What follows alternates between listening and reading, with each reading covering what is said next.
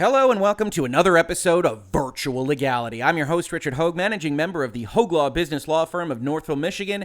And today we are once again going to be talking about one of our favorite entrants in Virtual Legality. He's been here before. Yes, it's Tyler Ninja Blevins of Fortnite and streaming and just general fame. He's one of the more famous gamers on the planet Earth.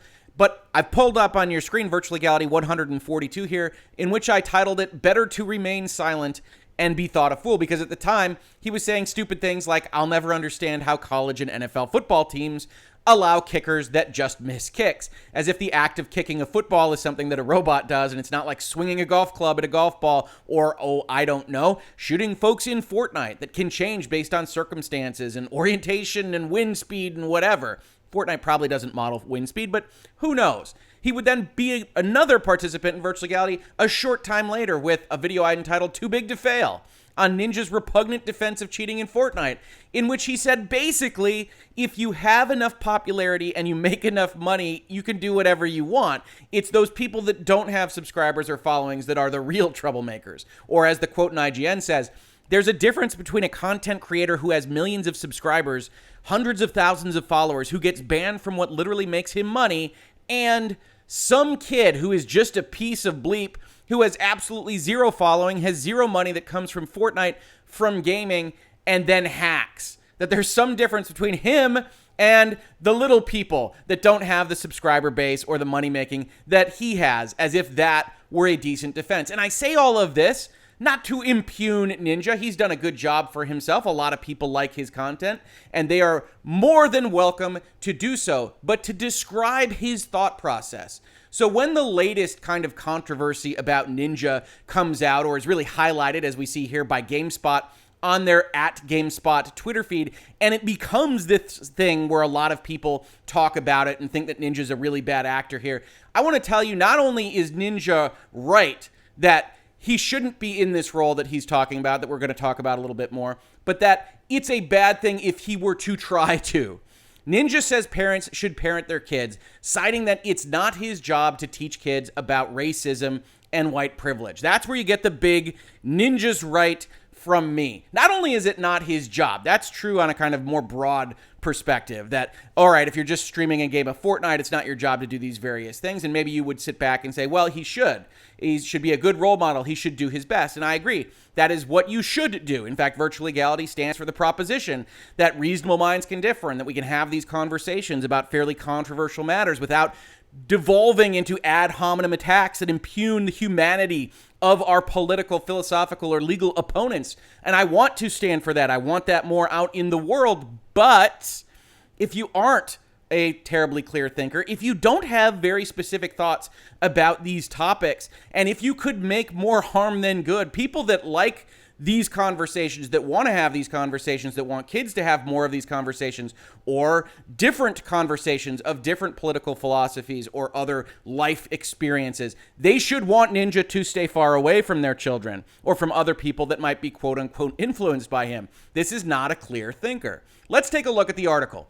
Ninja thinks parents should parent their kids. The popular streamer said it's not his job to teach kids about racism and white privilege. This comes from a New York Times article, and I will pull out a snippet of that. I don't like to use those articles too much because they do get a little bit testy about the content that is used on various other platforms. But he says, listen to, and more importantly, teach your kids. You see here in this article from GameSpot, that isn't quoted, so it's a paraphrase. Always have to take that into account when we're getting information from now two separate sources.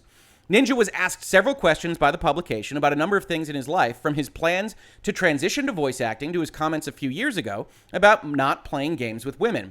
One question in particular was centered around the behavior of the kids who frequent his live streams. When asked what could be done to mitigate the oftentimes infantile and inflammatory comments made in the chat, which inevitably tend to devolve into some form of derogatory or racial slurs, Ninja said, it all comes down to parenting. And now in green here we have his direct quotes. You want to know who your kid is? Listen to him when he's playing video games, when he thinks you're not. I would argue listen to them when they think you're not listening in any context, but sure, video games. Here's another thing. How does a white kid know he has white privilege if his parents never teach him or don't talk about racism? Ninja went on to say it's not his job to teach kids about culture or topics related to race because his first instinct is to assume he's being trolled in the chat. If they're gaming and their first interaction with racism is one of their friends saying the N-word and they have no idea what it is, what if it was on my stream? Is it my job to have this conversation with the kid? No, because the first thing that's going on in my head is the kid is doing this on purpose to troll me. If someone says a racial slur on someone else's stream, it can potentially get that streamer banned. It's awful, but that's the first thing I think of. And here, I will back up Ninja once again. I have nothing even remotely close to Ninja's audience on the internet, but I have also had people that have tried to get me to say things on live streams that could potentially get the channel banned and otherwise cause trouble. This was on a most recent Thabto, if you want to look up that particular interaction. So I understand wanting to avoid those things and assuming bad faith on the part of what amounts to your community. On the other hand, he's just simply saying, is it his job? And the answer is no. Of course, we can all be better human beings and try to teach others to have a good approach to life. But he doesn't think it's just him. He doesn't think it's just his community. He doesn't think it's just gaming. I don't think it's gaming, he says. I think it's internet culture. People are behind the screen. It sucks that there are kids who can say racist things and be incredibly aggressive and threatening to women online and have zero repercussions. It would be awesome if when someone said something threatening, you could be like, let me look up this dude's gamer tag on this website. -- If the law could do this, not a normal person. And then boom, it's Jimmy. He said this. Let's call his parents. And in fact, if you can't already imagine, my reading of this article is when I decided to do this video. So Ninja has gone out here with, again, another really clear thought that says, oh, I wish we could look up the people's gamer tags, their anonymous internet avatar names. And not normal people, his quote, not mine, but the law, as a kind of amorphous concept, presumably he means law enforcement, could look those individuals up and then call their parents.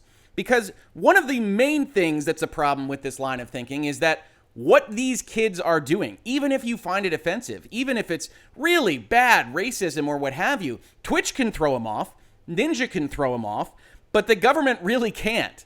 We've talked about this a lot in this space. The First Amendment protects pretty absolutely freedom of speech, and just being a not nice person is not an affront to the government. So Ninja would actually have the law take a fairly unconventional and very likely unconstitutional step of compiling a database of avatar names, which already is practically impossible because of just the size and the ability to change these things, and then to afford the law enforcement mechanisms with the power to look these names up, to go behind the veil, and then presumably have information attached. Let's call his parents. That requires the parents' phone numbers. That requires familial connections. And to have the government collecting this giant database of internet interactions. I don't think you need to be a rocket scientist to look at this and say, not only is it impracticable, it's a massive violation of privacy and data protection. And let's not forget, it would make one of the most sought after databases for anybody that was in hacking or otherwise wanted to compromise that privacy to go and get. And the government isn't necessarily the best at protecting that data. Not that any of these other services are terribly good at it otherwise. But he also says some other things that also kind of play into this issue that I have with this kind of conceptually. So I've pulled up a different answer that he gave to the New York Times in their interview, and I will link the New York Times story in the description to this video. They asked him, what's your feeling about the responsibility that online platforms should have for how they are used? He starts out pretty strong. It's their platform, so they should be able to do what they want if it isn't violating any constitutional rights. Now, to be clear, a private actor isn't likely to be able to violate constitutional rights by their own actions. They can violate the law, but the Constitution prescribes the way in which the government operates. And that can be the federal government, the U.S. Constitution, or your state constitution. Now, that could be different in different jurisdictions. I am an American lawyer operating here in Michigan, but in general, Twitch can't do much to violate constitutional rights. And we've talked about this a lot. Twitch or Twitter or Facebook or YouTube, if they cut you off, that isn't a violation of the First Amendment. Could be a breach of their contract, depending on what they've written, although it very likely isn't. It isn't a violation of your First Amendment rights. And that goes down through all the amendments and all the rest of the articles and clauses and subclauses, if you want to talk about them separately. So it's pretty strong. They should be able to do what they want within the confines of the Constitution, but it's very unlikely that they can trip over that line. In any event, now we get a little less strong. the President of the United States on his Twitter account should not be allowed to spread false information to the world. Okay, so now we get back to our who watches the watchers concept, right? And if you haven't been watching Virtual Legality, you may or may not know that YouTube recently censored one of my videos as harassment for reasons that are beyond my ken, that don't have anything harassing or bullying in them, and that it appears to have been, very likely in my opinion, a robot that was tagging specific words and determining them to be problematic in and of themselves. Now, that was their decision, and I've appealed it, and I'm going to fight against it. But what he is talking about is to have Facebook and YouTube and Twitter and every other major consumer-facing internet outlet decide what is this word right here, false, right? And I know a lot of you feel very strongly about these things, coming from the last presidency, coming from even just the last month of activity, about how things can go wrong and can be taken either out of context or fully in context and create harms. But in and of itself, false information, lies, without a contractual fraud claim, without something else that goes along with it, is not illegal. And I think we intuitively understand why it's not illegal, right? If you go and you tell your boyfriend or your girlfriend that you're going to the library after work, but you actually go to the bar with your friends, that's a lie. And that shouldn't be something that is legally cognizable. You shouldn't be able to be sued for that. Chances are, if you somehow used social media to send that message through Facebook, Facebook should probably not have an obligation, a legal one, to kick you off because you lied to your spouse. Obviously, when we start talking about things like presidents and executives and people with real power, it becomes more important, but it also becomes more amorphous, right? When we talk about lies, it's very easy to point to some big ones that you might be remembering from the Trump administration, but it really doesn't stop just there. And if you think it does, you're being a little myopic about how politicians operate, and I apologize for bringing a little bit more cynicism into your life. Politifact here, which in general kind of talks about facts and things and says when somebody is lying, has a number of instances where Joe Biden, now president of the United States, has quote unquote lied with his pants on fire, including the fact that he got arrested trying to visit Nelson Mandela on Robben Island. Never happened. These kinds of things, right? And maybe you think, well, that's not important. They're just talking about rhetoric. They're talking about things that are inconsequential. They also point out things like the fact that he keeps saying that 600,000 teachers have been laid off and that this isn't accurate. There's already a circumstance, he says, where nationwide, because of the requirement of school districts, county offices, mayors, governors having to balance their budgets, they've already had to lay off 666,000 teachers. And PolitiFact goes up in their article and points out that this is effectively a government report that talks about people that worked in local government, but not teachers. And this may seem small, but this is actually affecting what his budget proposition is. This $1.9 trillion budget plan, the savings plan, is going to include things that go to local school districts. Even CNN, who is generally very nice to the Biden speech, which was only this last week, so this isn't something that's from months ago, points to this and says, it's employed in local government education. You can't really call them educators. These numbers count everyone, including cafeteria workers, custodial workers, students who are on payroll for various reasons, so educators shouldn't be interpreted to mean teachers specifically, even though that's what he's doing. And again, you might think this is tiny. I don't necessarily disagree with you, but this is the slippery slope you go down if somehow YouTube or Facebook or Twitter or whomever decides that they are going to be slicing the onion this thinly. And you don't want them to be in the position to do that. So again, we have this situation where Ninja is talking about an impracticable solution to actually controlling anonymity on the internet, using the quote-unquote law to do so, is not being careful about what Twitter should or shouldn't do with respect to false information. He continues by saying the fact that people were giving Twitter expletive for banning Trump, where does it end? No, you idiots, he's the president and he's lying. They had a duty to stop letting him manipulate people with lies. They had a duty to stop letting him manipulate people with lies. That is a far, far extended duty from just what you have when he starts out by saying they can do whatever they want. They had a duty, you can do whatever they want. Not a clear thinker on these topics. And that it took Facebook this long to do it, come on, the big Z, presumably talking about Mark Zuckerberg, what are you doing?